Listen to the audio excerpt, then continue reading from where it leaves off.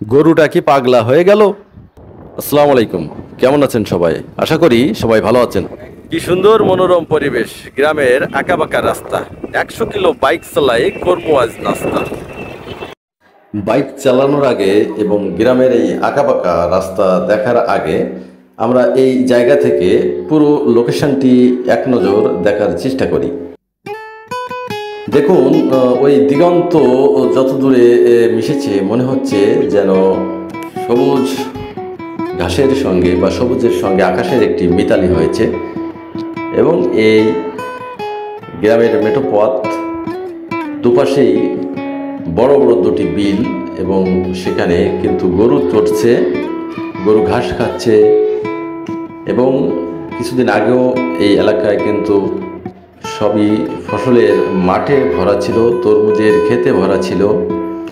সেই তরমুজের মানে গাড়ি লোড করার এই পথটি কিন্তু পড়ে গেছে, এবং এই পথে কিন্তু পর্যাপ্ত পরিমাণ দর্শনার্থীদের এখানে সমাবেশ বা সমাগম ঘটেছিল। একটি গরু কিভাবে দৌড় মেরে চলে যাচ্ছে দেখুন, স্লো মোশনে দেখানোর চেষ্টা করছি। এলাকাটি খুবই বর্তমানে নিরিবিলি এবং আপনার অবসর বিকাল কাটানোর জন্য একটি উপযুক্ত স্থান হতে পারে। আপনি আসতে পারেন এই কয়রা উপজেলার আমাদি ইউনিয়নের এই হরিকাটি গ্রামের বিকাল কাটানোর জন্য।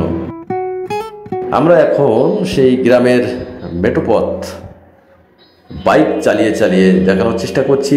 এখানে কিছু ছেলেরা বিকালে অবসর সময় কাটাচ্ছে, এবং এর সৌন্দর্যটা দেখেন একেবারে বিলের পাশেই। মেঠোপথ যাকে বলে, বিলের পাশে মাঠ, এবং মাঠে গরু চড়ছে, মানুষ বিকালে মানে গরমের বিকালে খোলা বাতাস অনুভব করছে।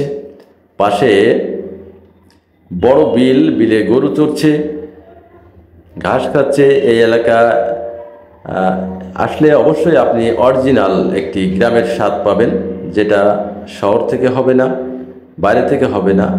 এবং এই প্রকৃতির মাঝে এসে সময় কাটালে আপনার বিষণ্ণ মন কিছুটা হলেও শান্তি পাবে, আপনার মন প্রফুল্ল হবে। তো সবাই যদি সময় পান, আপনার আশেপাশের এ ধরনের ফাঁকা জায়গায়, এমন মেঠোপথে আপনি অবশ্যই কিছুটা সময়, অর্থাৎ যে কোনো একটি প্রহর আপনি ঘুরতে পারেন। সত্যি খুবই সুন্দর এই পরিবেশটি। তাই এ পর্যন্ত, ভালো থাকবেন সবাই, ধন্যবাদ সকলকে।